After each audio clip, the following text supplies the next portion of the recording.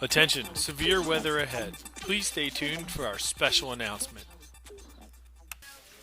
Hello, I'm Logan. Thank you for tuning in for today's episode of Warning Severe Weather Ahead. Today I have invited a panel of experts to join me to discuss blizzards. Did you know a blizzard can cause an avalanche or a flood? Our first guest is Donovan, a meteorologist. Donovan, what characteristics define a blizzard? A blizzard is a heavy snowstorm with winds that are more than 35 miles per hour. It usually lasts more than 3 hours. What season does a blizzard usually appear in? Blizzards usually happen during the winter.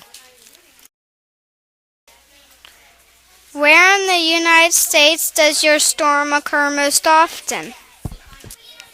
Blizzards occur most often in northern United States. Our next guest is Logan, who is an environmental scientist. Logan, what is the effect of this type of storm on people and their activities? Blizzards can cause millions of dollars of damage and can kill hundreds of people.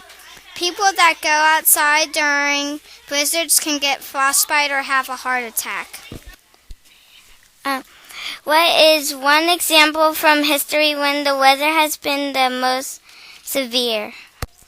In Buffalo, there was 8 feet of snow in 1994 during a blizzard. Our final guest is Jaden, a representative from FEMA. What can people do to prepare for a blizzard? People should stock up on food and water. They should have flashlights and radios and plenty of batteries. Is there a system for warning people about the severe weather? Weather forecasters warn people about blizzards. Thank you to our panel for being here today. We are all better informed and prepared to face a blizzard now. Tune in again tomorrow for our next episode of Warning Severe Weather Ahead.